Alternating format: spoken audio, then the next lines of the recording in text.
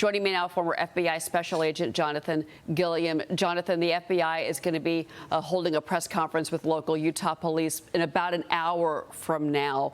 What does an investigation of this magnitude look like? Well, it's more difficult now because they didn't do the proper threat assessments beforehand, and that's how this individual was able to get onto what I'm presuming is the roof of a building. But the fact that they were able to get up there, if they worked at the university or they had special access to get there, that will narrow the focus of that investigation. They're going to be looking at cameras. Cameras play a huge role in these investigations, and none of this is new. We always come on here and talk about these things. But here's the big difference with this is that we are now 10 or 13, almost 24 hours past when Charlie was shot. And we've had multiple people that were arrested, and law enforcement told people that was the person. Even Kash Patel tweeted out saying that they had got the guy who took the shot and then had to recant that. And that was time, valuable time, that the force multiplier of the citizenry actually stood down, thinking that that person was caught. So I think we need to take a step back in law enforcement and put down the Twitter or the X, and we need to start concentrating on utilizing the citizenry as a force multiplier. And I think that's going to be a huge benefit for law enforcement as they do that. Yesterday's press conference, one of the best that we've seen in the past years. These press conferences have been abysmal. That was a good one. They gave what facts they had, and they moved forward. It wasn't a campaign speech. So I think that was good. But I think the investigation, as it goes forward, they're looking for any type of evidence that will lead them towards a shooter.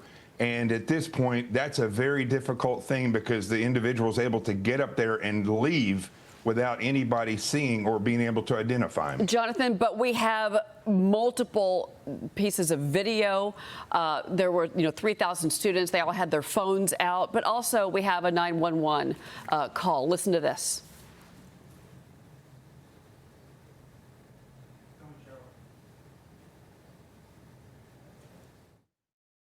Going to be wearing all black, black long gun, black tactical helmet, a black mask, possibly wearing a tactical vest and jeans.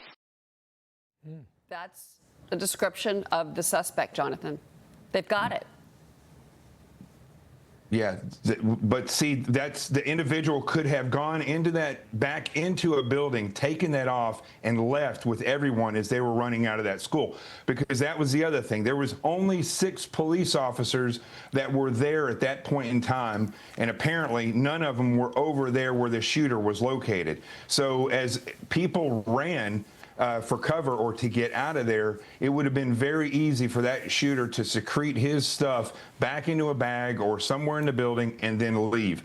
So that makes it even more difficult. But the other thing they should be using is, which I'm sure that they are, is the trap and trace methods, looking at the toll records of all these phones and determining what phones were where at any particular time. We've seen that over the past year, these shooters have had cell phones with them, and those play a role in identifying where they moved once the shooting has occurred. So I would hope that that's the case in this particular issue as well. Jonathan Gilliam, we really appreciate your expertise on a story that is heartbreaking for so many of us this morning. Thank you. You got it.